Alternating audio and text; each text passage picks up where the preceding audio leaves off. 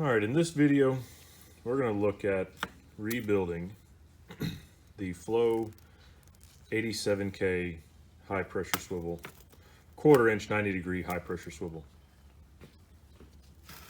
There are 60K swivels, 1/4 inch, and there are 87K swivels, 1/4 inch. There are also inline swivels. I found that these are probably the most difficult to rebuild. We'll take it apart. You can see I've already started. 9 times out of 10, you can't remove the gland nuts off of here. You can see this one, I ended up cutting both of them. So what I do is I just clamp the gland nut and cut through it with a cutoff wheel or a porta band or some kind of saw just to cut it off. This one unthreaded, most of the time they don't. So you gotta cut them off. That's just kind of the way it goes. So we have 2 here. I've got them in a tray just to kind of keep the dust and dirt collected in something, that way I can easily rinse it out. I'm going to set this one aside, but this just kind of gives you an idea.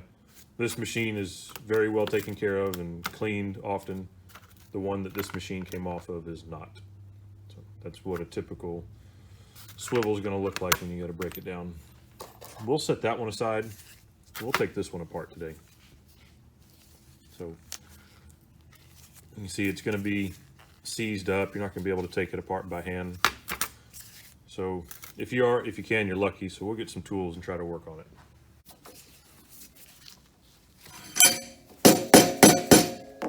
That's what I'm looking for.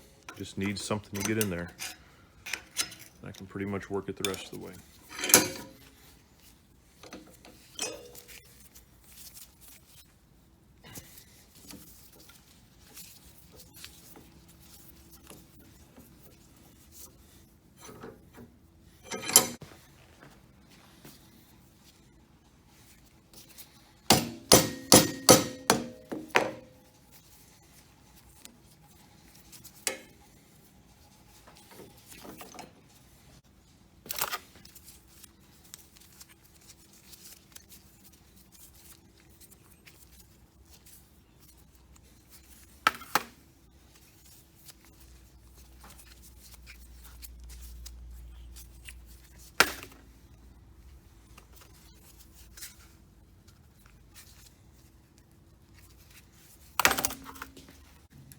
You're not going to reuse these stems, so get you a pair of pliers and get them out.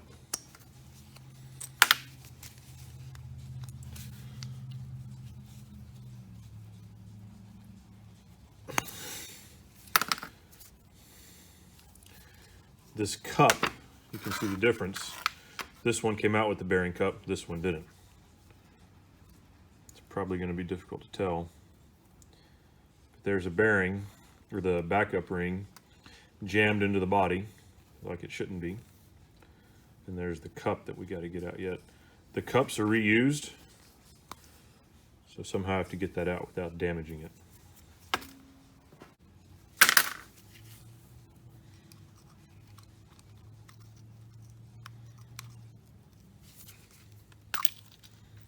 There we go.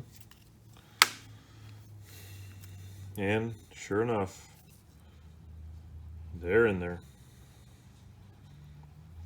To get these out, I've had some come back like this lately. I'll have to drill these out. There's no good way to get that backup ring out of there because there's more components down inside of here.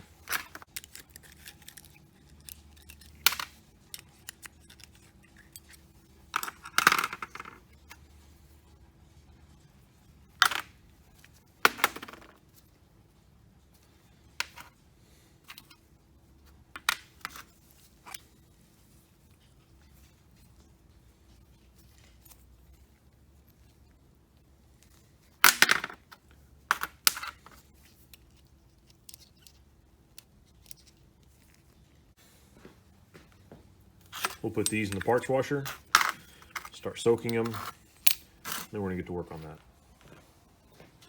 So at this point, there's nothing scientific about this process. You just have to get that out, however you can do it. I'm just gonna start with a 3/16 drill bit.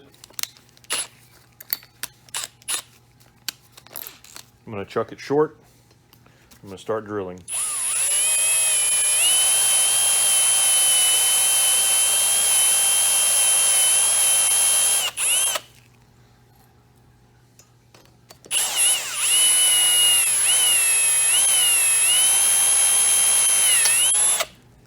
And sometimes you get lucky, and as soon as you almost break through with your drill bit, it grabs it and it spins it out.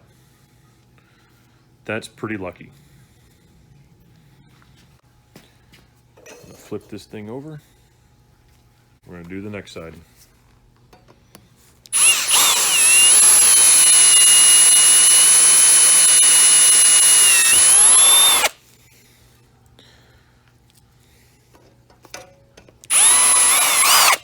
That one not so lucky. Let's go up in bit size. We've got a 732 bit. We're going to try this one.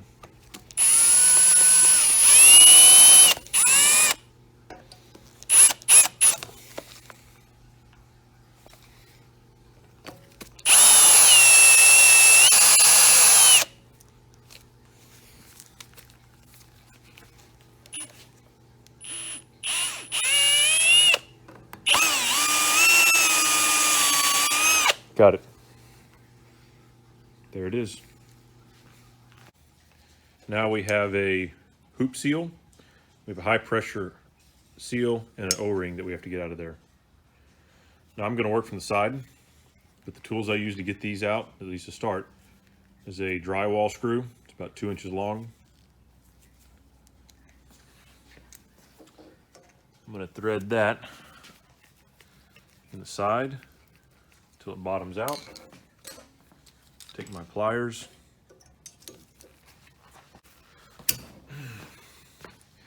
And when you're not lucky, all you get is this seal. But at least we got one out. Because what's still in there is a red O-ring, which comes out pretty easily. But there's also that, you see a little bit of step right there? A little step. That's a hoop seal that has to come out. So I'm going to turn this one on its side.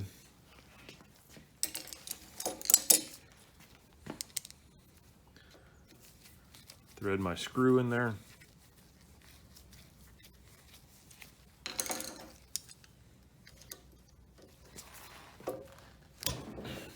Yep, same issue. But I've rebuilt a bunch of these. And I've had to rebuild a bunch of them in the field. Not always had the luxury of doing them on the bench in a vise. Sometimes I just end up clamping these to some kind of table. So I've tried all kinds of different ways to get this hoop seal out. Now, if you've gotten this far and you got those out and you think it's been pretty difficult to this point, you're in for a treat. Now we have to get a hoop seal out of there. But I'll tell you, to this point, the best tool that I found, which most shops have or you can find pretty easily, is a 1/4 inch tap. Now this is a 3 flute. You see 3 flute. This is a standard tap. It's not a bottoming tap. I've tried bottomings. This one, I mean, this is like my prized possession here. It's a 1/4 28. I'm sorry. Let's zoom in on that. It is a 1/4 28 fine thread tap. And this little devil has just been a workhorse. I've broken taps trying to do this. So I'll put it in my tap wrench. Once you give it a few turns, you'll see that the hoop seal just starts to spin in there, which it's doing right now, which is good. So now, well, I guess it's not too good. It came out. Which is good, that means it's loose. Okay, now I just pushed it in even further. Nice job, wise guy. Let's see if we can get it out.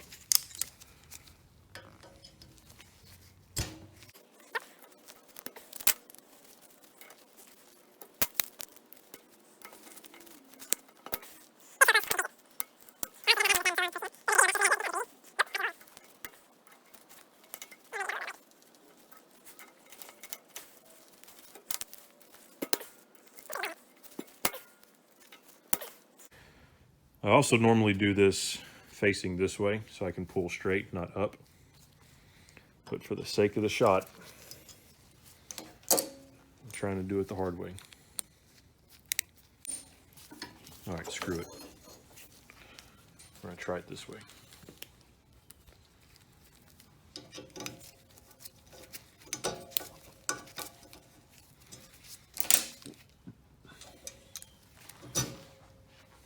See, first pull, got it out. I should have stuck with doing it that way. So there's that hoop seal. That little sucker can eat your lunch.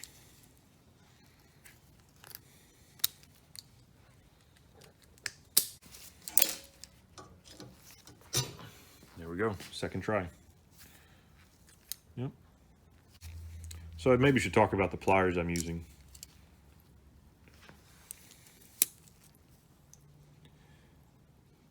These are a pair of high leverage pliers. They're different than your normal pliers. Yes, they're snap-on. Yes, they're expensive. I don't own a whole lot of snap-on tools, but these are really nice. I like them because you can grab an item, you can put very little tension on the handle, and the jaws have an extreme amount of clamping force. I mean, you look where I'm holding with 2 fingers, and I'm pulling on the other end pretty hard, and it's not slipping out. So I really like these for work like this. You could use vice grips, works the same.